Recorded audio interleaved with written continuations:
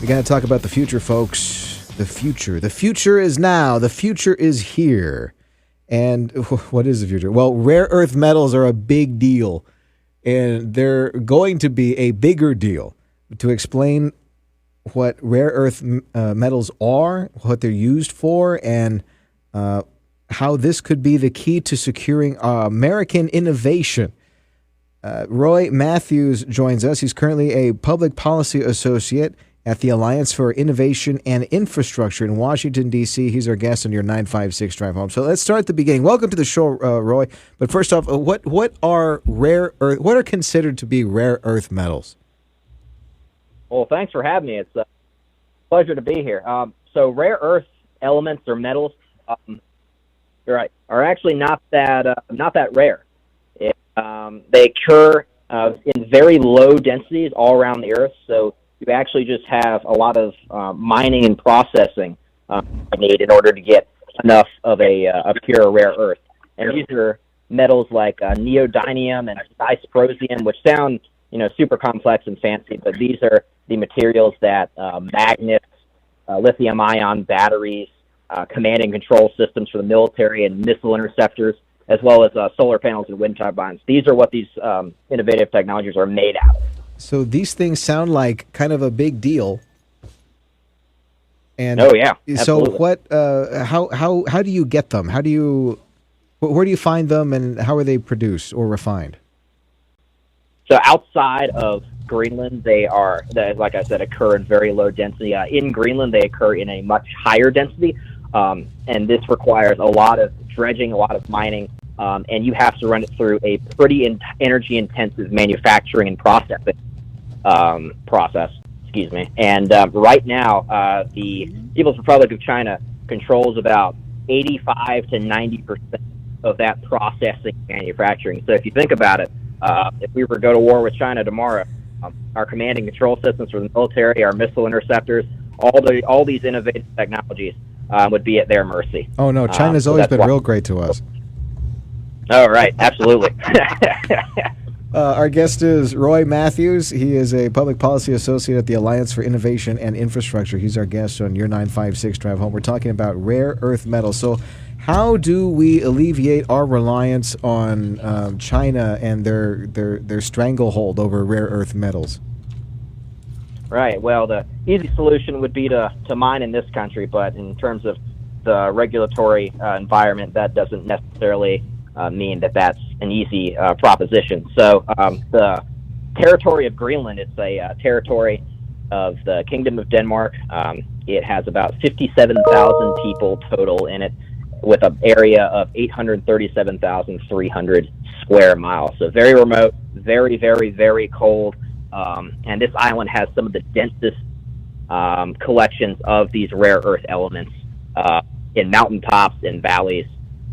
So what I propose is just deepening our relationship with Denmark, which is already a pretty close U.S. ally, and establishing a secure supply so we can continue to create these innovative.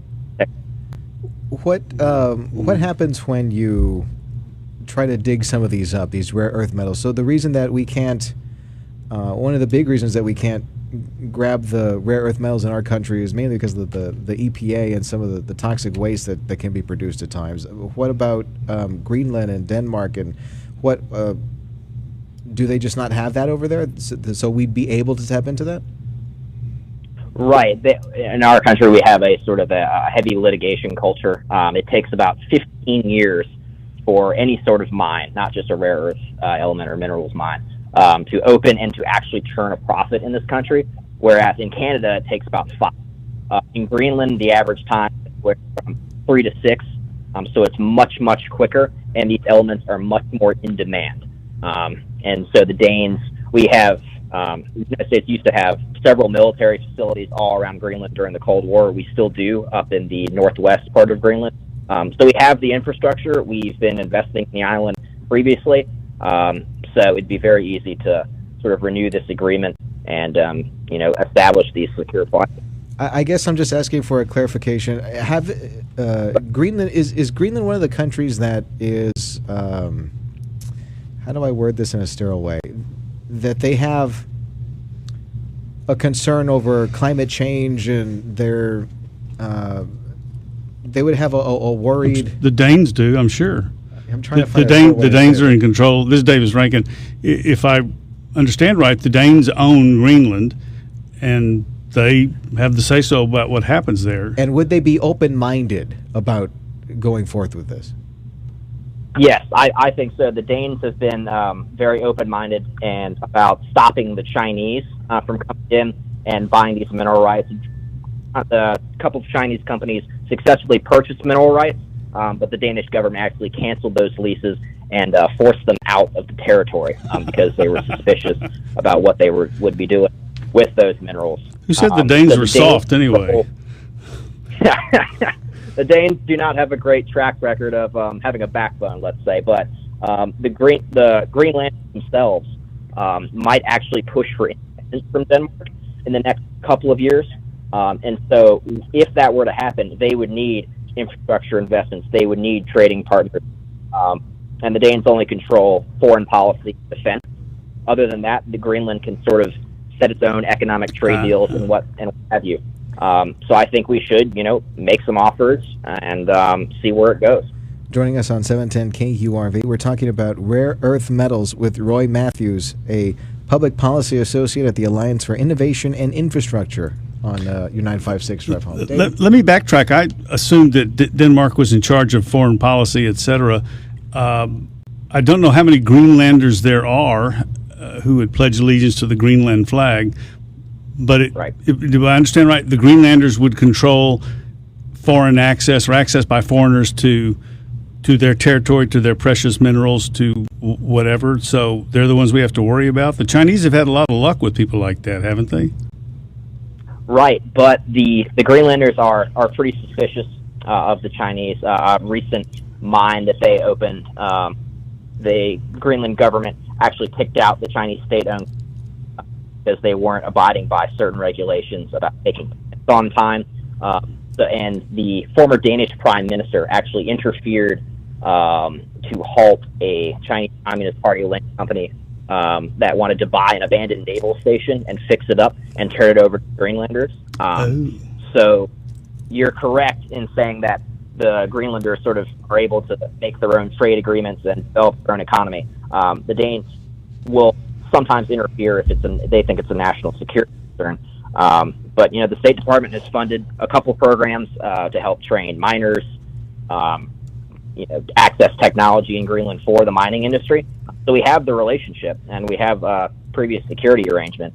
I'd say we should make some offers. The Canadians have actually explored Greenland and bought some mineral rights and are building their own rare earth element or minerals manufacturing base in their country. So if the Canadians can do it, and they're not necessarily a free market, a free market or a free country for that matter, I think it should be on this train as well. So how quickly would it take if we were to make friendly to start reaping the benefits of the rare earth metals, and could this be real competition with China and their supply? It would take time. The Chinese actually have control of a majority of the rare earth metals on Earth just because it's such a large country. But breaking the manufacturing grip that the Chinese currently have over the world economy would be huge. It would give us that secure supply chain of defense and innovative materials for our energy transition or other innovative technology. This would take some time, maybe a decade. But if we don't start now, then the Chinese are already have a head start on us. Can't we just recycle the stuff that we already have here? Oh, I wish. It takes about 5 or 10 years for a wind turbine to be recycled. We could do that, but we would need that recycling and manufacturing capacity in this country, and we just don't have it.